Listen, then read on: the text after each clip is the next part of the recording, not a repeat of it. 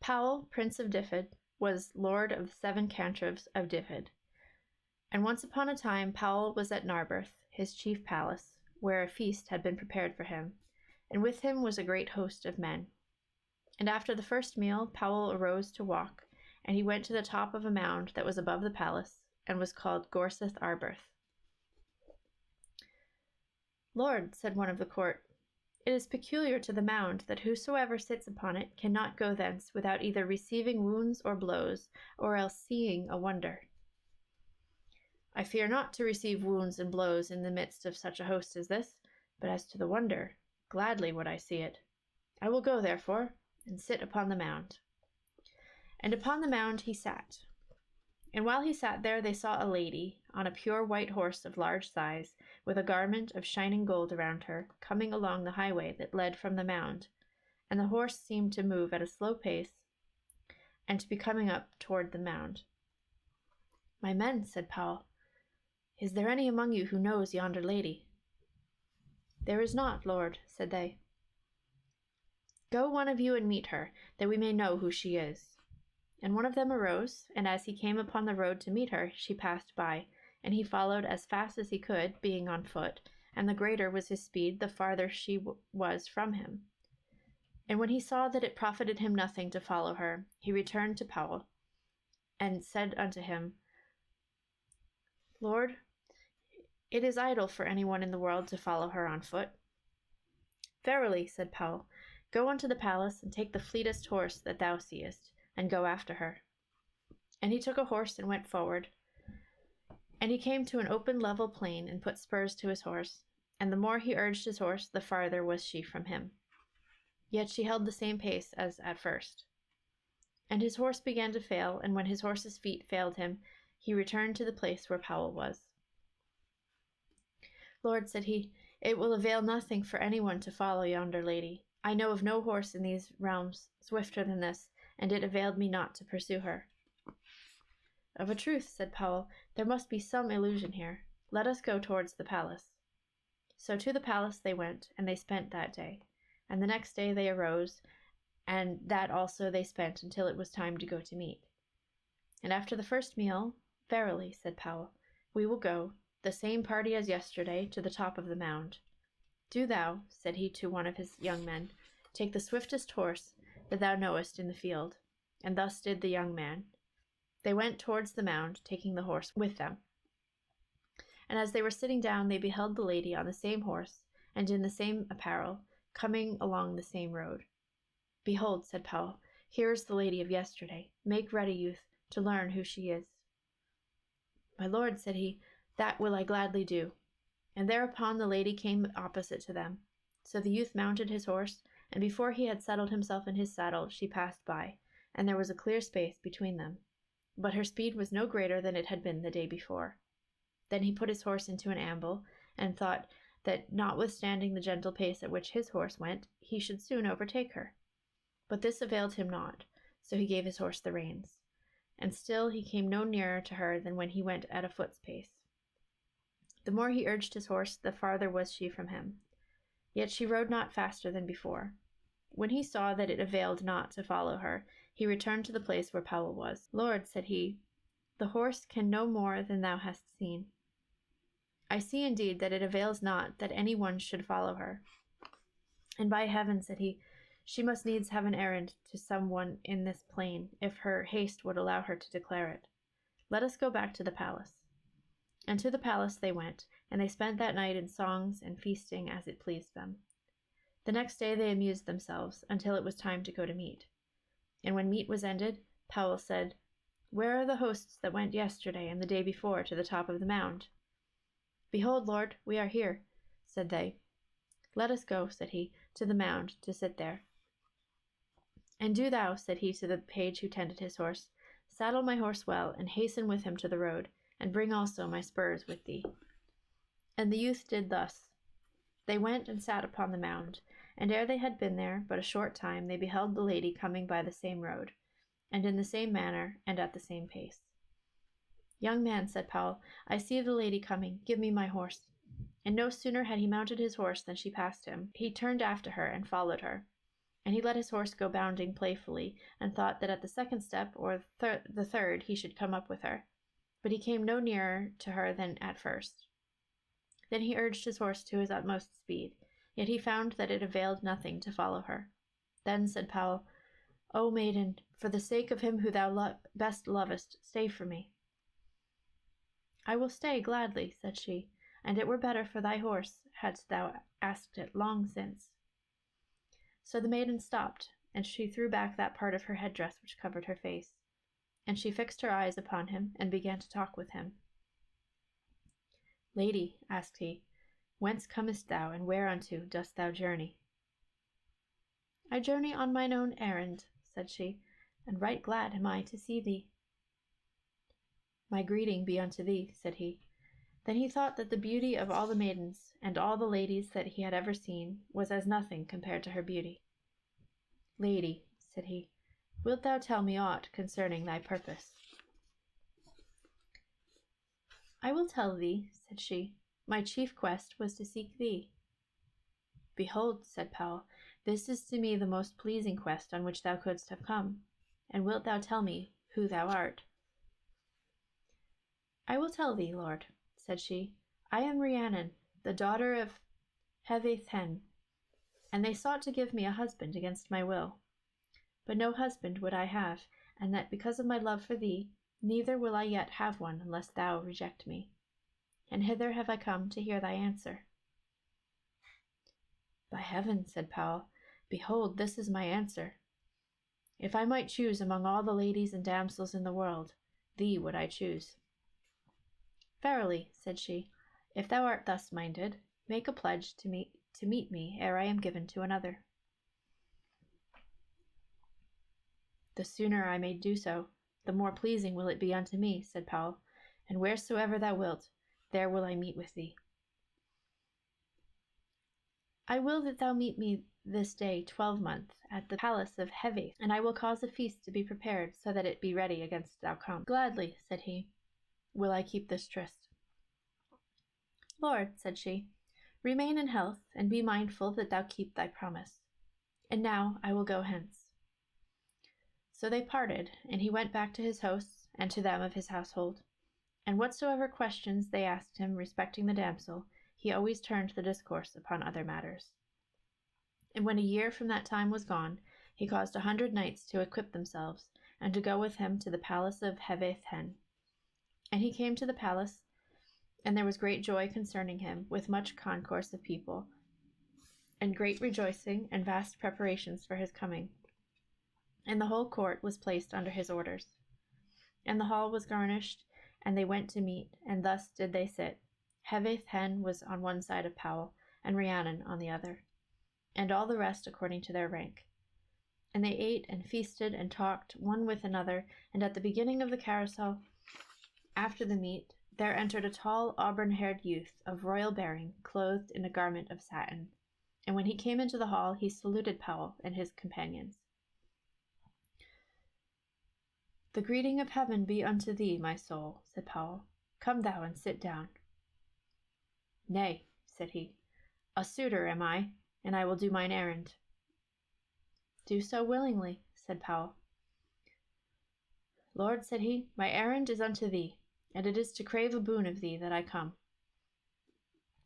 What boon soever thou mayest ask of me, as far as I am able, thou shalt have. Ah, said Rhiannon, wherefore didst thou give that answer? Has he not given it before the presence of these nobles? Asked the youth. My soul, said Powel, what is the boon thou askest? The lady whom best I love is to be thy bride this night. I come to ask her of thee, with the feast and the banquet that are in this place. And Powel was silent because of the answer which he had given. Be silent as long as thou wilt, said Rhiannon. Never did man make worse use of his wits than thou hast done. Lady, said he, I knew not who he was. Behold, this is the man to whom they would have given me against my will, said she, and he is Gwawel the son of Clud, a man of great power and wealth, and because of the word thou hast spoken, bestow me upon him, lest shame befall thee. Lady, said he, I understand not thine answer. Never can I do as thou sayest. Bestow me upon him, said she, and I will cause that I shall never be his. By what means will that be? In thy hand will I give thee a small bag, said she. See that thou keep it well, and he will ask of thee the banquet and the feast and the preparations which are not in thy power. Unto the hosts and the household will I give the feast, and such will be thy answer respecting this.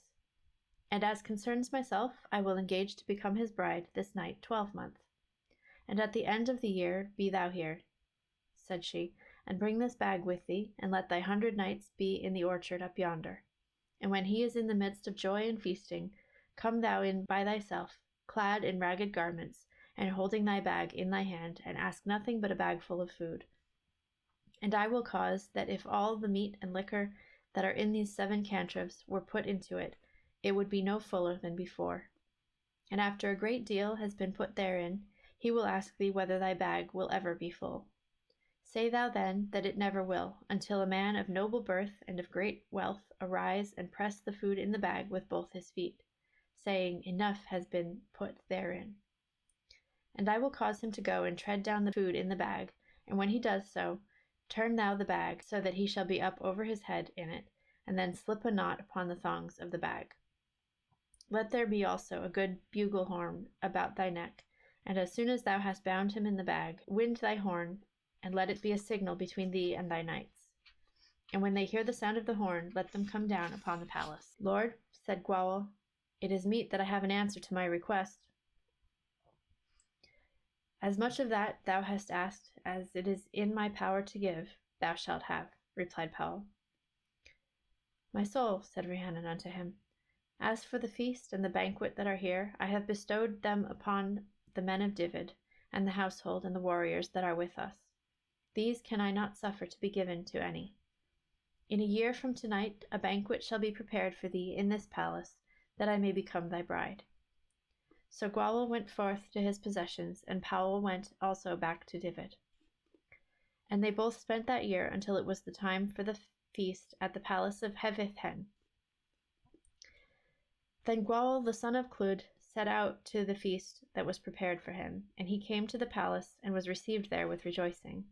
Powel also, the chief of Anuvin, came to the orchard with his 100 knights, as Rhiannon had commanded him, having the bag with him.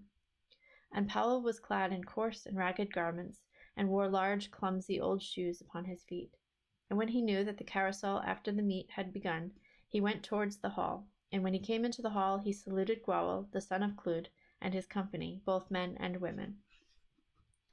Heaven prosper thee, said Gwawel, and the greeting of heaven be upon thee.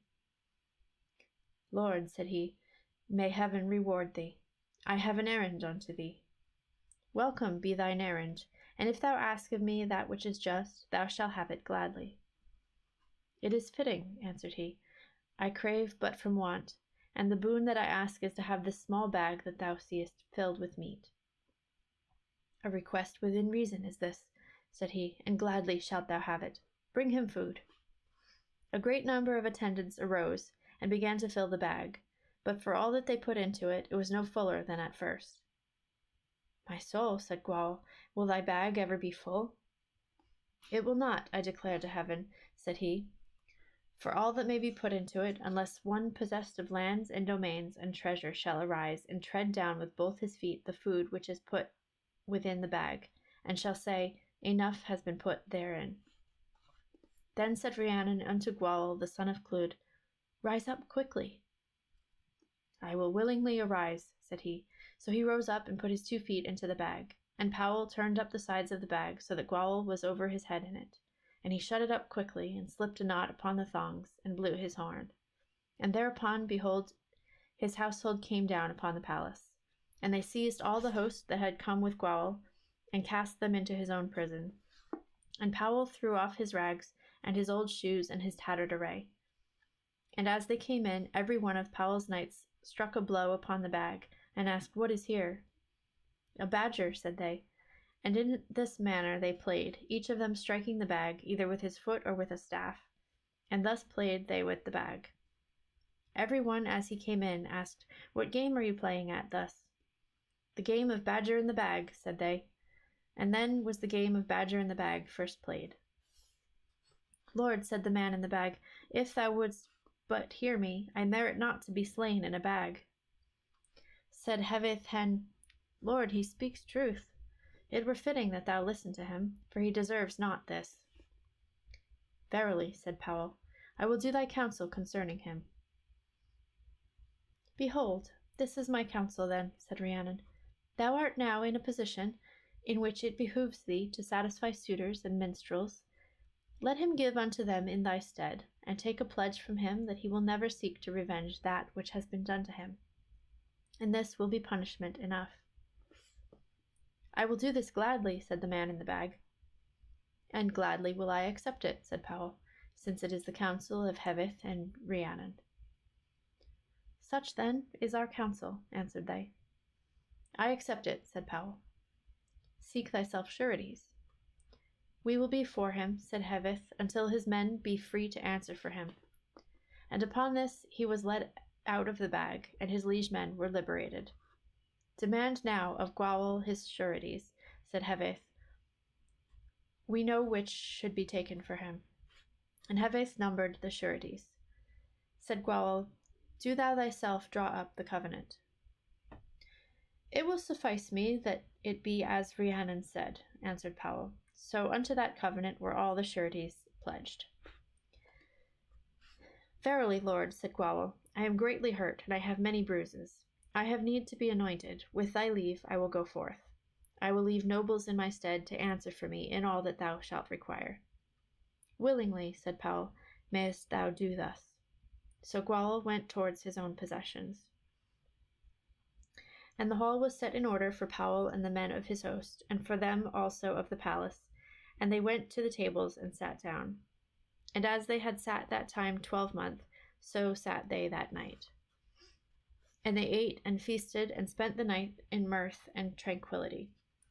And next morning at the break of day, "My lord," said Rhiannon, "arise and begin to give thy gifts unto the minstrels. Refuse no one today that may claim thy bounty."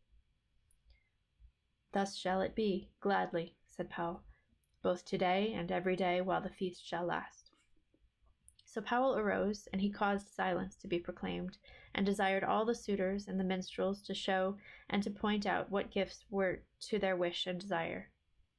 And this being done, the feast went on, and he denied no one while it lasted. And when the feast was ended, Powel said unto Hevith, "My lord, with thy permission, I will set out for Dyfed tomorrow." "Certainly," said Hevith. "May heaven prosper thee. Fix also a time when Rhiannon may follow thee." Said Powel, "We will go hence together." "Willest thou this, lord?" said Hevith. "Yes," answered Powel. And the next day they set forward towards Dyfed, and journeyed to the palace of Narberth, where a feast was made ready for them. And there came to them great numbers of the chief men and the most noble ladies of the land, and of these there was none to whom Rhiannon did not give some rich gift, either a bracelet or a ring or a precious stone. And they ruled the land prosperously both that year and the next. And in the 4th year a son was born to them, and women were brought to watch the babe at night. And the women slept, as did also Rhiannon. And when they awoke, they looked where they had put the boy, and behold, he was not there. And the women were frightened, and having plotted together, they accused Rhiannon of having murdered her child before their eyes. "For pity's sake," said Rhiannon, "the Lord God knows all things. Charge me not falsely. If you tell me this from fear, I assert before heaven that I will defend you." "Truly," said they, "we would not bring evil on ourselves for anyone in the world." "For pity's sake," said Rhiannon, "you will receive no evil by telling the truth." But for all her words, whether fair or harsh, she received but the same answer from the women. And Powel, the chief of Annuveen, rose, and his household and his hosts. And this occurrence could not be concealed, but the story went forth throughout the land, and all the nobles heard it. Then the nobles came to Powel, and besought him to put away his wife, because of the great crime which she had done.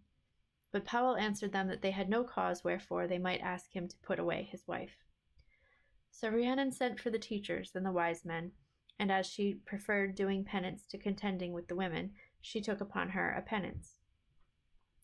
And the penance that was imposed upon her was that she should remain in that palace of Narberth until the end of 7 years, and that she should sit every day near unto a horse block that was without the gate, and that she should relate the story to all who should come there, whom she might suppose not know it already, and that she should offer the guests and strangers, if they would permit her, to carry them upon her back into the palace. But it rarely happened that any would permit, and thus did she spend part of the year. Now at that time Tiernion Tuirev Valiant was lord of Gwent Iscoed, and he was the best man in the world. And unto his house there belonged a mare, than which neither mare nor horse in the kingdom was more beautiful. And on the night of every 1st of May she foaled, and no one ever knew what became of the colt. And one night Tiernion talked with his wife. "Wife," said he, "it is very simple of us that our mare should foal every year, and that we should have none of the colts." "What can be done in the matter?" said she. "This is the night of the 1st of May," said he. "The vengeance of heaven be upon me, if I learn not what it is that takes away the colts." So he armed himself, and began to watch that night. Tiernion heard a great tumult, and after the tumult, behold, a claw came through the window into the house, and it seized the colt by the mane. Then Tiernion drew his sword, and struck off the arm at the elbow. So that portion of the arm, together with the colt, was in the house with him. And then did he hear a tumult and wailing both at once. And he opened the door and rushed out in the direction of the noise, and he could not see the cause of the tumult because of the darkness of the night, but he rushed after it and followed it. Then he remembered that he had left the door open, and he returned. And at the door, behold, there was an infant boy in swaddling clothes, wrapped around in a mantle of satin. And he took up the boy, and behold, he was very strong for the age that he was of. Then he shut the door, and went into the chamber where his wife was. "Lady," said he, "art thou sleeping?" "No, lord," said she, "I was asleep, but as thou camest in, I did awake." "Behold, here is a boy for thee, if thou wilt," said he, "since thou hast never had one." "My lord," said she, "what adventure is this?" "It was thus," said Tiernion, and he told her how it all befell. "Verily, lord," said she, "what sort of garments are there upon the boy?" "A mantle of satin," said he. "He is then a boy of gentle lineage," she replied. And they caused the boy to be baptized, and the ceremony was performed there. And the name which they gave unto him was Goldenlocks, because what hair was upon his head was as yellow as gold. And they had the boy nursed in the court until he was a year old. And before the year was over, he could walk stoutly, and he was larger than a boy of 3 years old, even one of great growth and size. And the boy was nursed the 2nd year, and then he was as large as a child 6 years old. And before the end of the 4th year, he would bribe the grooms to allow him to take the horses to water. "My lord," said his wife unto Tiernion, "where is the colt which thou didst save on the night that thou didst find the boy?" "I have commanded the grooms of the horses," said he, "that they take care of him." "Would it not be well, lord," said she, "if thou wert to cause him to be broken in, and given to the boy, seeing that on the same night that thou didst find the boy, the colt was foaled, and thou didst save him?" "I will not oppose thee in this matter," said Tiernion. "I will allow thee to give him the colt." "Lord," said she, "may heaven reward thee. I will give it him." So the horse was given to the boy. Then she went to the grooms and those who tended the horses, and commanded them to be careful of the horse, so that he might be broken in by the time that the boy could ride him. And while these things were going forward, they heard tidings of Rhiannon and her punishment. And Tiernion Tuirev Valiant, by reason of the pity that he felt on hearing this story of Rhiannon and her punishment, inquired closely concerning it, until he had heard from many of those who came to his court. Then did Tiernion, often lamenting the sad history, ponder with himself, and he looked steadfastly on the boy. And as he looked upon him, it seemed to him that he had never beheld so great a likeness between father and son as between the boy and Powel, the chief of Anniveen. Now the semblance of Powel was well known to him, for he had of yore been one of his followers. And thereupon he became grieved for the wrong that he did in keeping with him a boy whom he knew to be the son of another man. And the first time that he was alone with his wife, he told her that it was not right that they should keep the boy with them, and suffer so excellent a lady as Rhiannon to be punished so greatly on his account, whereas the boy was the son of Powel, the chief of Annivin. And Tyrnian's wife agreed with him that they should send the boy to Powel. And 3 things, Lord, said she, shall we gain thereby: thanks and gifts for releasing Rhiannon from her punishment, and thanks from Powel for nursing his son and restoring him unto him. And thirdly, if the boy is of gentle nature, he will be our foster son, and he will do for us all the good in his power. So it was settled according to this counsel. And no later than the next day was Tyrnian equipped, and 2 other knights with him, and the boy, as a 4th in their company, went with them upon the horse which Tyrnian had given him. And they journeyed towards Narberth, and it was not long before they reached that place. And as they drew near to the palace, they beheld Rhiannon sitting beside the horse block. And when they were opposite to her, Chieftain, said she, go not farther thus. I will bear every one of you into the palace, and this is my penance for slaying my own son and devouring him. O fair lady, said Tyrnian, think not that I will be one to be carried upon thy back. Neither will I, said the boy. Truly, my soul, said Tyrnian, we will not go. So they went forward to the palace, and there was great joy at their coming. And at the palace a feast was prepared, because Powel was come back from the confines of Dyfed, and they went into the hall and washed, and Powel rejoiced to see Tyrnian. And in this order they sat, Tyrnian between Powel and Rhiannon, and Tyrnian's 2 companions on the other side of Powel, and the boy between them. And after meat they began to carouse and discourse. And Tyrnian's discourse was concerning the adventure of the mare and the boy, and how he and his wife had nurtured and reared the child as their own. Behold, here is thy son, lady, said Tyrnian. And whosoever told that lie concerning thee has done wrong. When I heard of thy sorrow, I was troubled and grieved. And I believe that there is none of this host who will not perceive that the boy is the son of Powel. Said Tyrnian. There is none, said they all, who is not certain thereof. I declare to heaven, said Rhiannon, that if this be true, there is indeed an end to my trouble. Lady, said Pendaran Dyfed, well hast thou named thy son, Pryderi, end of trouble, and well becomes him the name of Pryderi, son of Powel, chief of Annivin. Look you, said Rhiannon, will not his own name become him better? What name has he? Said Pendaran Dyfed. Goldenlocks is the name that we gave him. Pryderi, said Pendaran, shall his name be. It were more proper, said Powel, that the boy should take his name from the word his mother spoke when she received the joyful tidings of him. And thus was it arranged. Tyrnian, said Powel, heaven reward thee, that thou hast reared the boy up to this time, and being of gentle lineage, it were fitting that he repay thee for it. My lord, said Tyrnian, it was my wife who nursed him, and there is no one in the world so afflicted as she at parting with him. It were well that he should bear in mind what I and my wife have done for him. I call heaven to witness, said Powel, that while I live I will support thee and thy possessions as long as I am able to preserve my own. And when he shall have power, he will more fitly maintain them than I. And if this counsel be pleasing unto thee and to my nobles, it shall be that, as thou hast reared him up to the present time, I will give him to be brought by Pendaran Dyfed from henceforth. And you shall be companions, and shall both be foster fathers unto him. This is good counsel, they all said.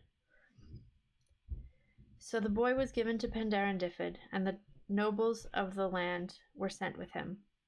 And Tyrnian Tuirvliant and his companions set out for his country and his possessions with love and gladness. And he went not without being offered the fairest jewels, and the fairest horses, and the choicest dogs, but he would take none of them. Thereupon they all remained in their own dominions, and Pryderi, the son of Powel, the chief of Annuvin, was brought up carefully, as was fit, so that he became the fairest youth, and the most comely, and the best skilled in all good games of any in the kingdom. and thus passed years and years until the end of Powel, the chief of Enevin's life, came, and he died.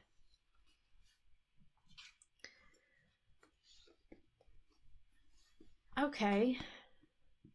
Well, that one, I guess, I mean, it was a happy ending in the sense that the wrong was righted.